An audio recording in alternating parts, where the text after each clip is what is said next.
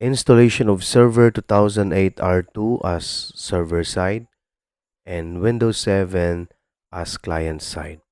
This is a part 3 of our video series, Set Up Computer Server.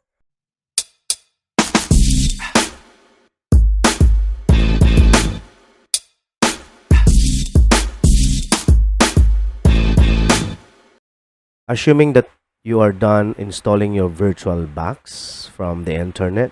By the way, for those who don't have this application, don't worry. In the description of this video, below the description, I will put the link in order for you to download directly. Okay. First things first, as I said, um, I'm going to show you as a video tutorial about how to install server side and then client side. Okay, this is good for those who are taking computer systems servicing. If you are grade 9, 10, or grade 11 or 12 and choosing this track, TVL-ICT.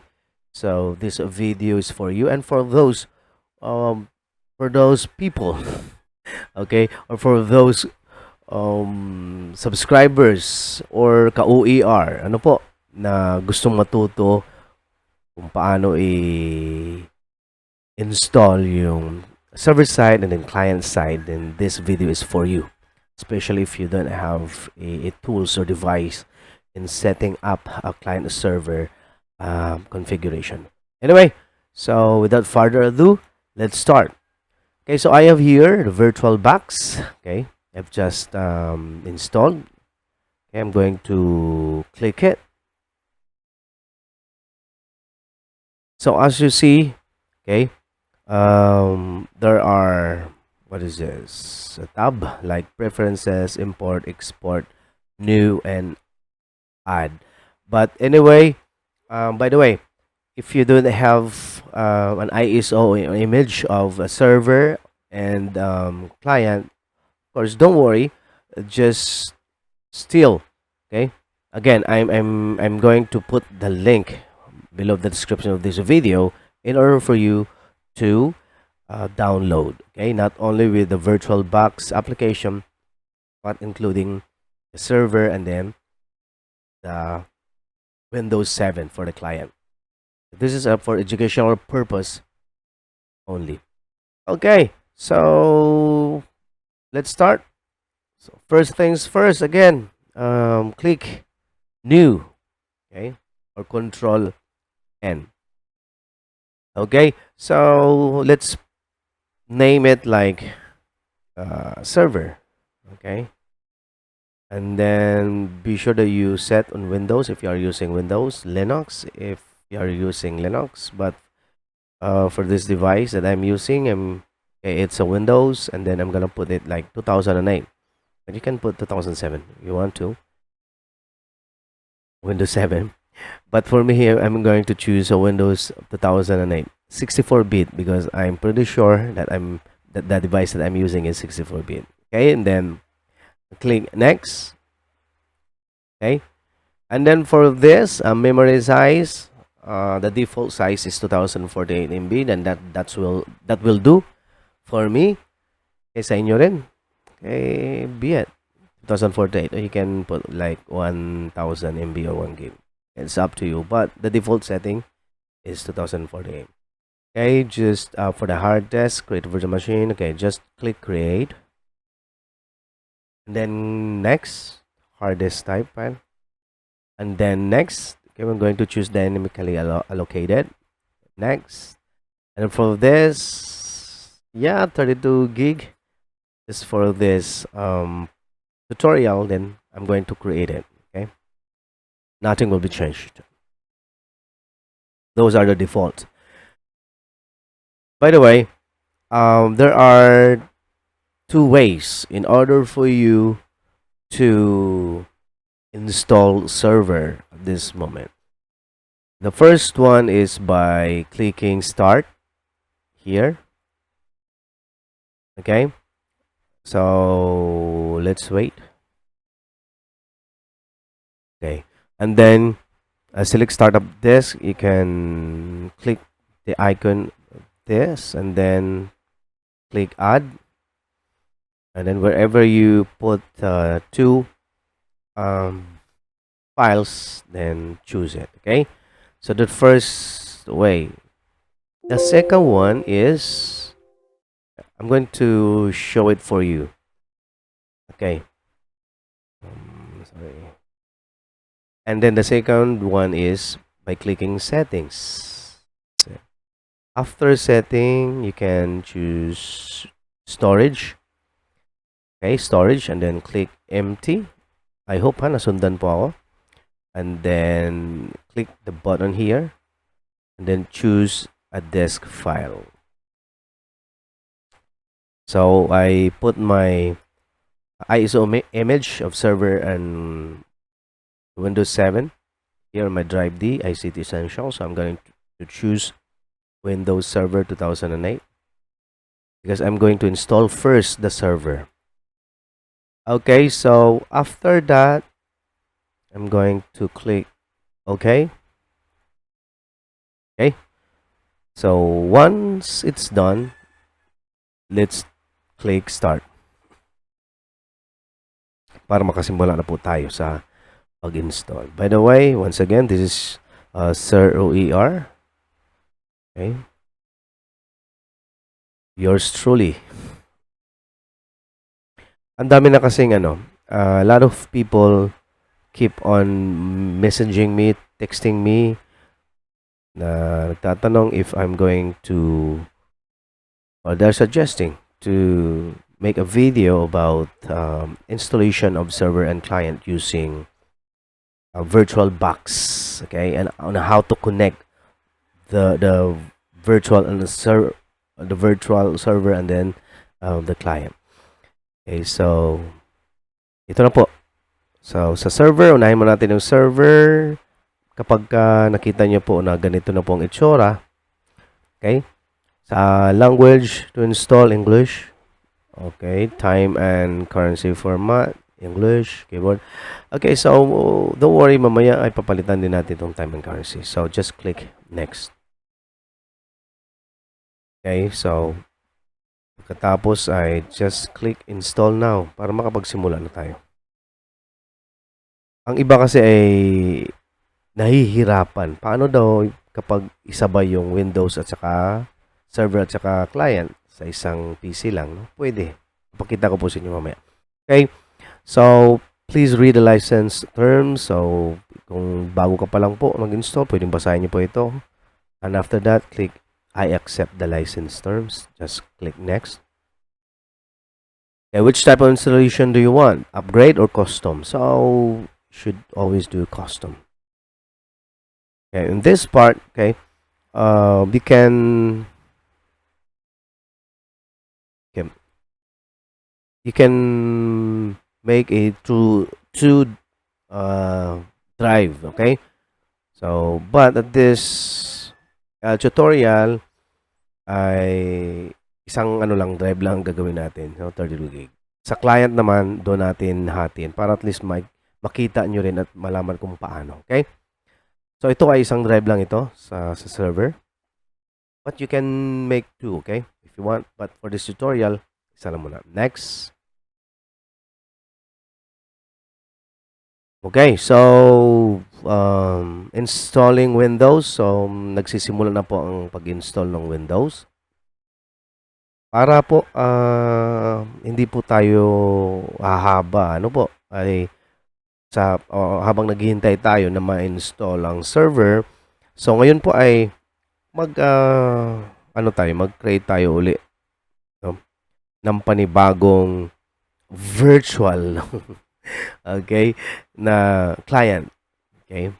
So, para hindi na sayang yung oras. Okay. So, click natin itong new. Ito kasing virtual box, parang kumbaga nagka-create ka ng another system, no, sa yung PC. Yung nga lang virtual. So, ito yung kinaganda kapag ikaw ay nagpa-practice, specialist configuration of server and client.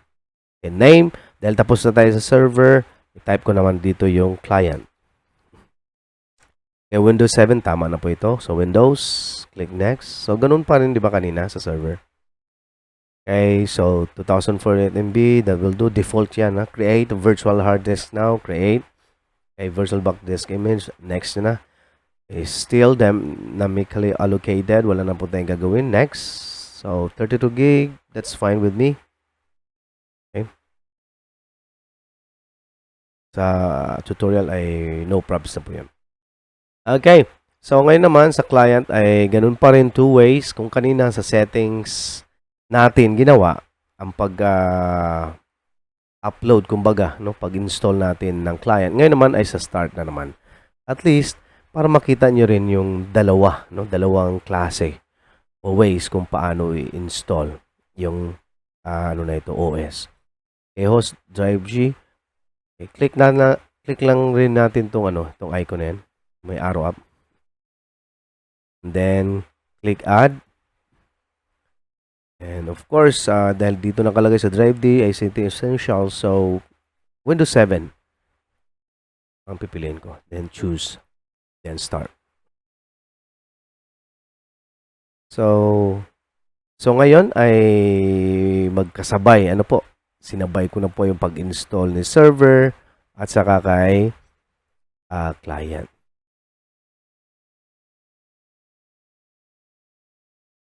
So, yun kay server ay 30%. By the way, ang pinagkaiba nga lang nitong virtual box at saka yung sa actual mismo ay, of course, dito sa virtual box natin ay wala na tayong UTP cable na ginagamit. Ano? Kasi may isi-set up lang tayo para magkaroon ng connection nitong dalawa. Or else, kung ganito lang, server at saka client lang ang gagawin mo, kahit mo pa yung IP na yan, at kung iset mo pa kung magkapareho pa yung domain ng dalawang yan, ay hindi pa rin sila magkita. Kasi may configure tayo na setting. Okay, so ganun pa rin English, time and currency, papalitan din natin yung mamaya. Click na natin yung next. Okay, install now. By the way, fast forward ko ito para at least hindi naman matagalan. Ano po? Okay. So, sa client ay mayroon tayong pagpipilian. 86 ba or 64-bit? Of course, sa mga makabagong PC ngayon ay 64 po yan. For sure. Okay? Pero kung unit mo ay medyo nabili mo noong 2012, 13, 14, mga ganyan, may mga pa rin dun eh. 32-bit. Pero ito, 64-bit na ito. So, I'm going to choose a Windows 7 64-bit. And then, accept lang po natin. Ano po? By the way, sa Microsoft Software License terms, ang nilalaman nito ay dapat sundin yung mga ni Microsoft. Kasi mayroong iba na ni-re-engineered nila. Kumbaga may binabago sila sa software na ito, which is bawal po yun. Okay? And then, isa na rin doon yung yung mga pagka-distribute mo lang freely in public, mga ganyan. But for this purpose, educational purposes, of course, I'm not what is this? I'm not into mga tawag nito, mga crack na copy. Ito ay para lang sa practice po. At least meron kayong magagamit sa pag-practice. But still, buy original copy from Microsoft. Okay, click natin next. So, which type of installation do you want? Upgrade or custom? Always choose custom. And then dito. Okay.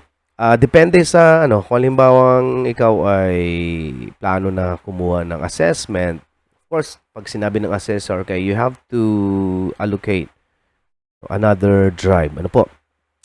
And then, sabihin niya, depende kasi, no? May sinabi niyang 60-40. Natiin mo sa 60-40 itong unallocated space na ito. So, dapat gawin mo. So, ngayon sa tutorial na ito, ipapakita ko sa iyo, i-divide lang natin to half, no? 32 gig. So, click lang natin itong drive options advanced, at least para maranasan mo rin. Okay? Paano mag-create ng another drive. Okay? So, kumbaga, ano ito eh. Yun na, training mo. Click new. No? Click lang natin na new. So, sa 32,000 MB, maglagay lang ako ng 16,000. Okay? Let's say 16,000.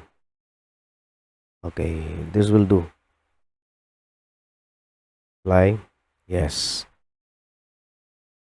So, dalawa na po, no? Kumbaga, itong part nito ay tinatawag nating partition. So, meron tayong desk partition 2 and then in allocated. No? Ito yung primary natin. So, pwede mo rin naman itong i-gawing i-allocate din para maging primary. So, click mo lang itong new. But at this time, of course, ito yung magiging primary talaga natin. Okay? So, next na natin.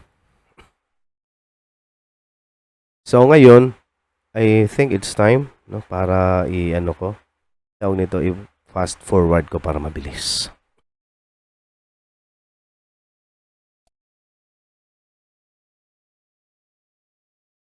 Okay, so, ang server natin dito ay, ano na, kumbaga,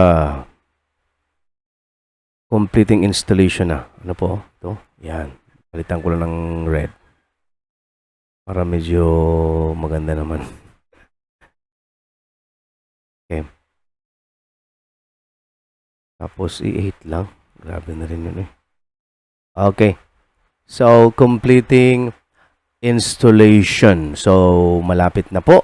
Mga ilang seconds na lang. So, ayan na. Nagbo-boot na. Press any key. Huwag po nating pindutin. Kahit ano ha. Kasi anong mangyayari pag pinindot mo? Babalik na naman sa simula. Install na naman siya. So, pabayaan nyo lang. Para tuloy-tuloy lang ang kanyang pag-install. Yun yung gusto kong i-emphasize. Ayun. So, tandaan nyo po yun ha. Any key from blah blah blah blah. Pabayaan nyo lang po.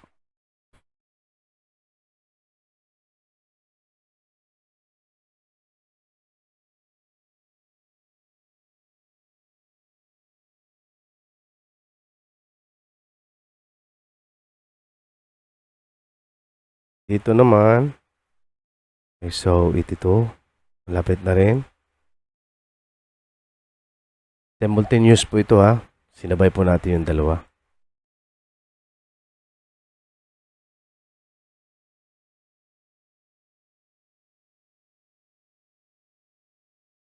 Ayan o. Okay, para at least makita nyo rin.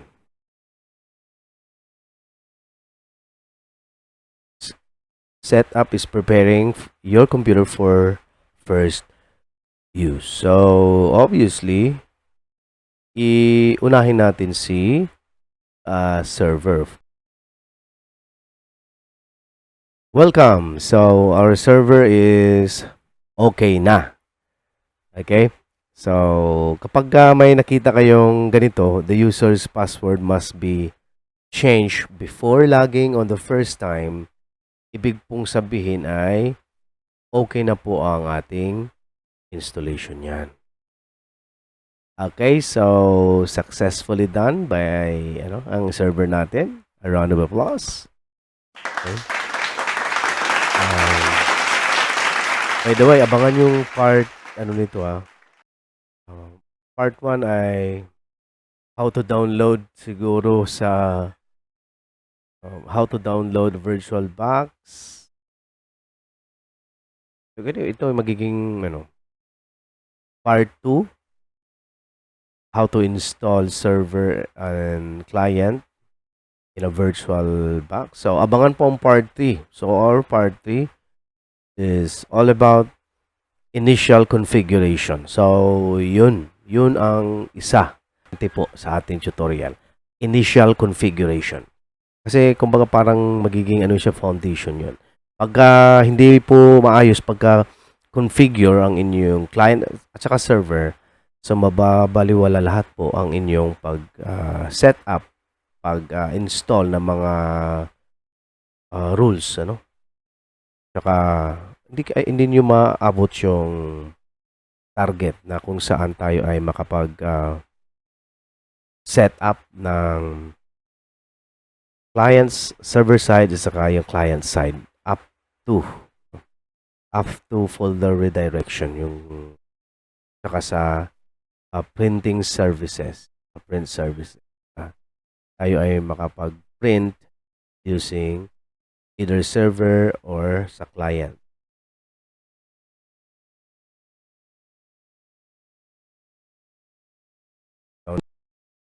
Okay, so installing Windows. So focus muna natin si client. So ito na, installing updates. Okay, completing installation. Gaya naman kanina. Okay. Restarting in 4, 3, 2, 1. Boom. Okay. O press any key to boot from CD or DVD. Please, ha? Please. Huwag nyo na pong sundin yun. Kung ayaw nyo maulit. Maulit dun sa simula. Kasi ano yun siya. Mag-i-install ka na naman ulit. Pabayaan nyo lang na siya ay mag-reboot from the system itself. Para tuloy-tuloy yung kanyang setup. Setup is updating registry settings. Yan na yan. Tapos na tayo.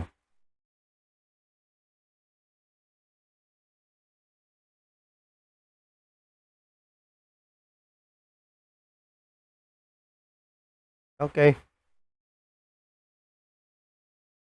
Ayun. Ayun oh. Setup is starting services. Okay, completing installation. So, completing installation. Setup will continue after restarting your computer. So, kapag yan na yung ano natin, tapos na ang laban. Okay, so another reboot. Don't press any key. Huwag kayong maniwala doon. Kung ayaw nyo maulit kayo sa simula. Okay, starting Windows. So, yun.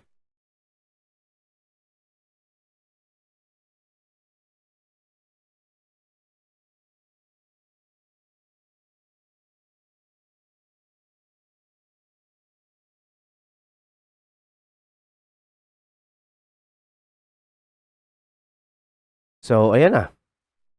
Ang server natin, okay, na ano nyo naman, makikita nyo naman, server running. And then, dito naman is client running. So, kapag ganito na ang makikita ninyo, Windows 7 Ultimate, so ibig sabihin, everything is fine. Everything is well set up. So, for this video, hanggang dito na lang tayo. Okay? So, we did it. Successfully installing server and client side using VirtualBox in one device, in one PC. Okay, so anong kahalagahan nito? This is important because you can be able to practice configuration, the client and server side.